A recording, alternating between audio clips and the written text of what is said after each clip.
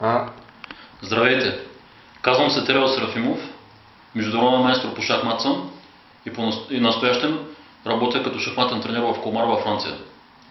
Днес бих искал да ви говоря относно философско-психологическа статия за шахмата, написана от баща ми Димитър Серафимов, който е магистър по философия и психология и фиде майстор по шахмат. Заглавието на тази статия е същинската мисия на древната игра. Тук има няколко нови идеи, написани за пръв път, и сега вие ще имате удоволствие да се запознаете с тях. Шахматът е най-значимият човешки модел. Основание за тази теза слушателят ще намери в следните съображения. В един шах турнир могат да участват състезатели без ограничения на възраст, пол, раса, религиозна принадлежност, образователен ценз. Участват също хора с различни дефицити, двигателни, слухови, зрителни. Езиковата бариера като социален феномен тук не е от значение. Всеки участник се съобразява с единни за планетата правила, разполага с количество фигури и време, аналогично на съперника му.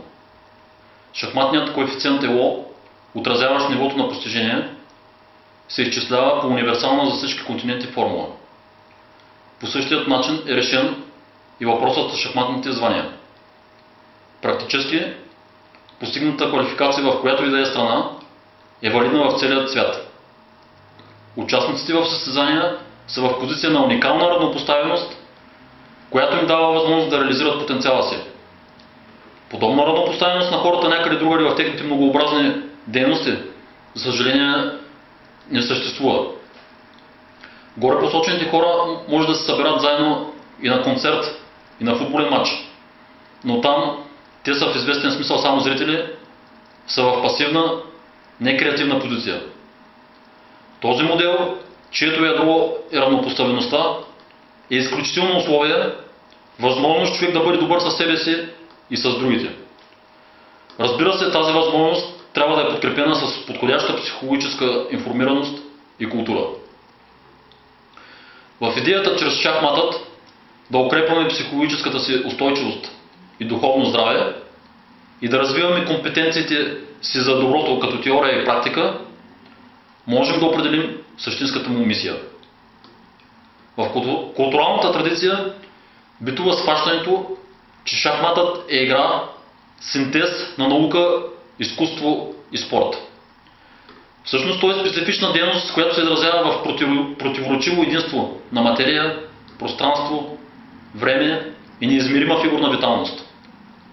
Точно неизмеримостта на фигурната активност и виталност е в основата на ситуации с шахматния Давид и Голиат, където духът побеждава материята и парадокса гради изкуство.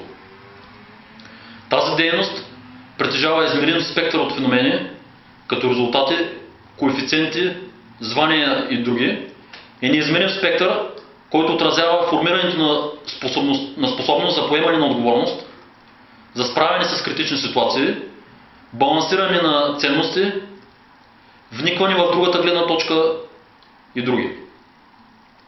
Постигнатите тук умения и компетентният им пренос в различни житейски сфери разширява неимоверно възможностите за всякаква професионална реализация, за социална адаптация и щастие в личният живот.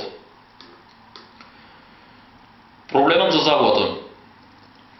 Всъщност, тя е такава само що се касае до измеримият спектър на шахмата. Действителност, всички само печелят.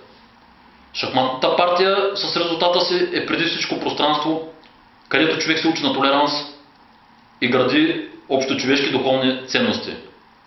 Бъдещето на тази дейност не е само единствено в придобиването на коефициенти и звания, в съответното им парично остойностяване.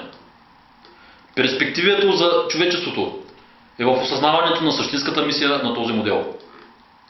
Шахматът е дейност не за шампиони, а за човеци. Дейност, която може да възпитава всички възрасти и гради духовното в човешкото същество. Благодаря ви за вниманието.